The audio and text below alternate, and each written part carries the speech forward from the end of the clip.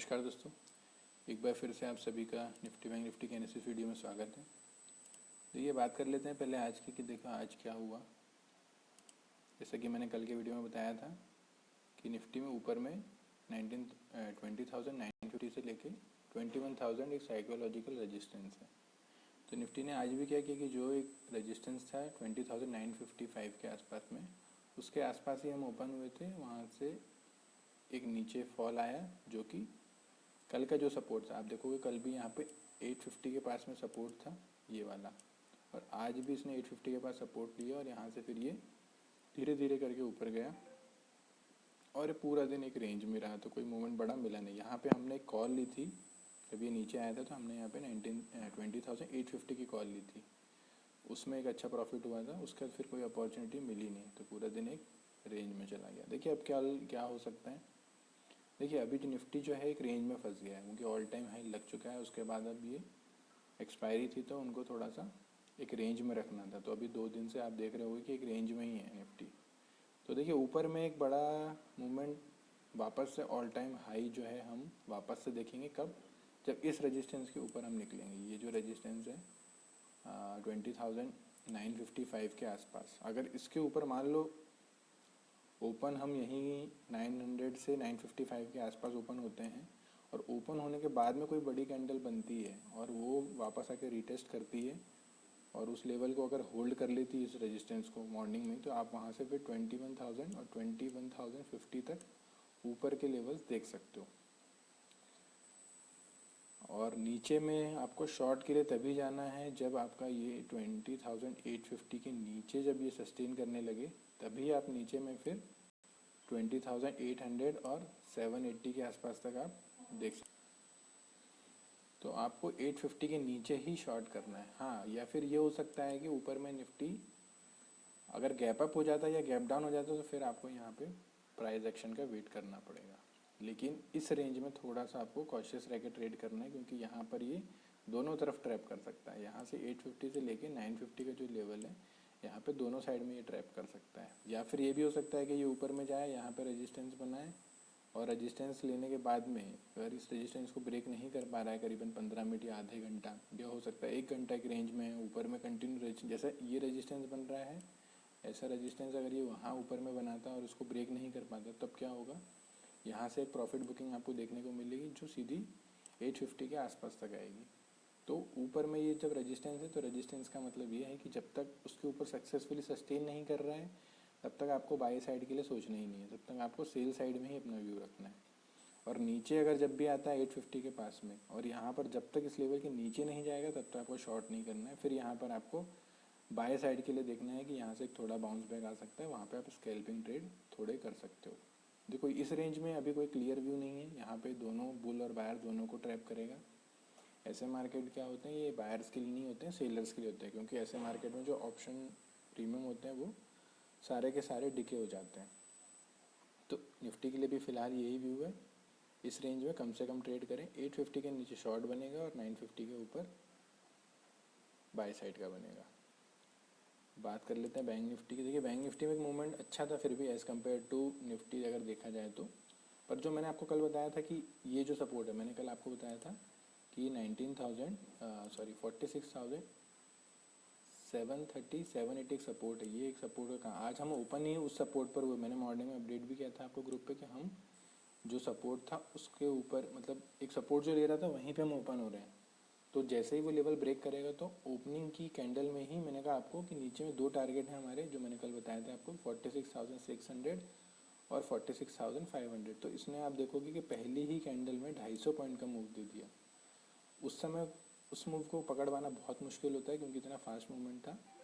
तो यहाँ पे जो मूवमेंट था वो ख़त्म ही हो गया, मतलब यहाँ पे कोई अपॉर्चुनिटी बन ही नहीं पाई। हाँ, फिर आपको एक अपॉर्चुनिटी ये थी कि मैंने आपको बताया था यहाँ पे कि 46,470 के आसपास में, 500 से लेके 470 के आसपास में यहाँ पे एक सपोर्ट है।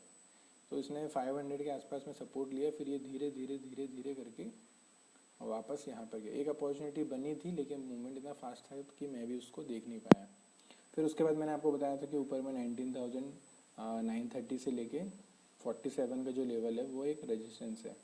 तो ऊपर में भी फ़िलहाल ये 950 जो है वो एक रेजिस्टेंस का काम कर रहा है यहाँ पे। तो जब तक इसके ऊपर नहीं निकलेगा तब तक हम बाय साइड के लिए नहीं जाएंगे बैंक निफ्टी में। और वापस से अगर ये 730 740 इस लेवल के पास में आता है, यहाँ पर इसको ब्रेक करता है अगर कोई रेंज बना के, तो वापस से हम एक शॉर्ट के लिए देख सकते हैं, लेकिन कम क्वांटिटी में शॉर्ट करेंगे क्योंकि ये जो रेंज है अभी भी एक मतलब नॉर्मल रेंज है, इसमें ट्रैप भी हो सकते हैं। तो यहाँ पे अगर शॉर्ट करना है तो कम क्वांटिटी में ही शॉर्ट करना है क्योंकि छोटे छोटे टारगेट्स ही मिलेंगे, बड़े टारगेट यहाँ पे नहीं मिल पाएंगे।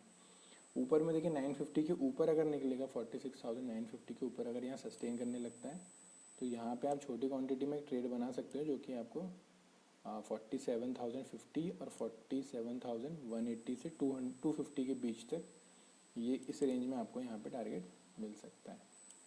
तो अपसाइड के लिए फ़िलहाल में यही लेवल है, अगर 950 के ऊपर ये सस्टेन कर पाता है तो ही हम लॉन्ग साइड के लिए बैंक निफ्टी में जाएंगे।